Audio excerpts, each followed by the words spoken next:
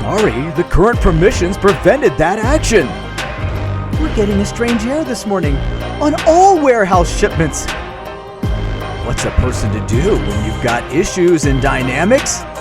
Come to the forums, or watch us as we solve forum posts right here before your eyes. Sit back, relax. Welcome again to a Doug Forum Theater Presents, where we're solving forum posts for technical users out there, functional users, whoever out there. When you're posting these forums, we want to get them solved. So here we are with another episode of Doug Forum, post with Kristen Hosman. Kristen, introduce yourself real quickly before we get to this first forum question. All right. Well, thanks for having me, Bobby. Kristen Hosman, located just outside of Denver. I'm a Microsoft partner, but I specialize in Business Central. So hopefully I can answer these questions that are sitting out here in the forum that are unanswered. I know we hate to see unanswered questions on the forum. I mean, that's just we want to make sure everybody in our industry and our community ecosystem is taken care of. So if you're ready, we'll jump right in. Let's do it. Here we go. I'm going to read these out. So I'm going to try to embody the spirit at which I think these were punched into the forum. We don't know, but it's just a feeling. So here we go.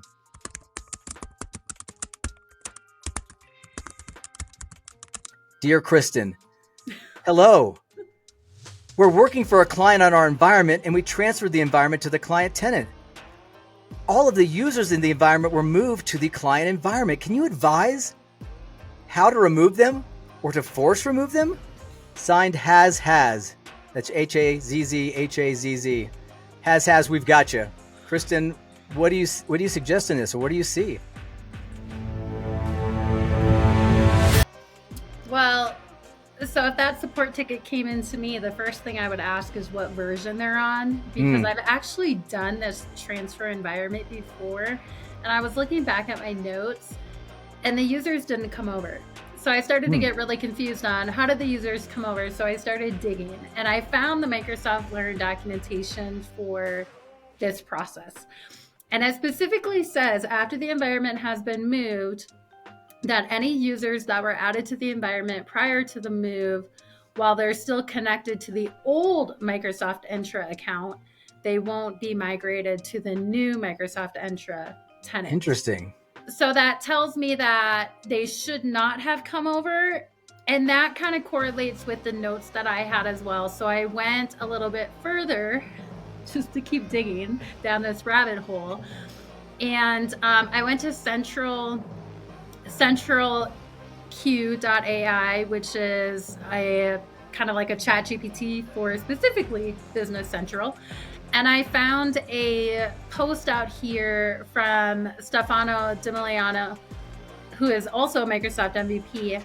And he blogged about the process of doing the transfer. And he also mentions here that the users will need to be re-added to the new tenant.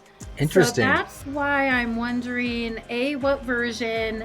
B, do we really have an issue? Do we need to open a support ticket with Microsoft? Because, in my experience, and then it seems like, what Microsoft is saying and everything is that those users are not supposed to come over. Yeah. So Has it's like an explorer has discovered something we've never seen before. In all the documentation you found, has done something that we just don't think should happen. So that's interesting. So it sounds like we need to get a little bit more information, but some great research that we'll be able to provide back to this person posting in the forum to get them going. So thank you. Yeah. Do we have anything else in the hopper? I think we had one more to look at. Well, so one more thing on that. Oh, yeah. So deleting users within Business Central is just not going to be allowed if there's history, things like that. You would want to disable them. So I guess a workaround for right now would be to update the Microsoft 365 users, which will bring in the new users, the new licenses, and then just disable the old users for right now as a workaround. As a workaround. I don't like the workarounds, but but that's really all you can do right now. Sometimes that's where you've got to be. Yeah, it's a workaround until you can figure out the real thing.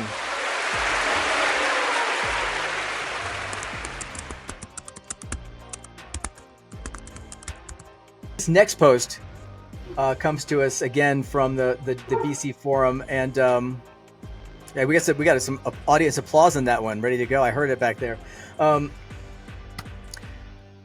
Kristen, sometimes we get nothing to handle messages, or items simply do not appear on picks when there is sufficient available inventory. We have our Breakbulk turned on, and I've been told that this is a known issue, but can't find anything about it online. We're running BC14 on premises. This comes to us from Lewis Rosenberg. Any help for Lewis out there with his issue in the Breakbulk and nothing to handle? Lewis, why are you on BC14 on-prem? Uh-oh. So again, on this one, I'm not too familiar with the Breakbulk settings, so I went to the central Q.ai to learn about it. And some suggestions that I have are to check the bin code. So just ensure, hey, that the bin code that you selected for shipping actually has inventory. Because if it doesn't, then it's going to result in a nothing to handle. So that, I guess, would be probably the quickest thing to verify is there really inventory in there? Yeah. The next thing is that he mentioned the Breakbulk is turned on. So verify that the items are set up correctly in terms of the unit of measure. If the system cannot find the item in the required unit of measure, it may not suggest breaking down larger units into smaller ones. So checking that. And then it just kind of suggests, the inventory levels, the bin codes, things like that. So, if I was talking with Lewis right now, I would say start with those two things. And if that doesn't solve the issue, let us know. And maybe we can dig more into it.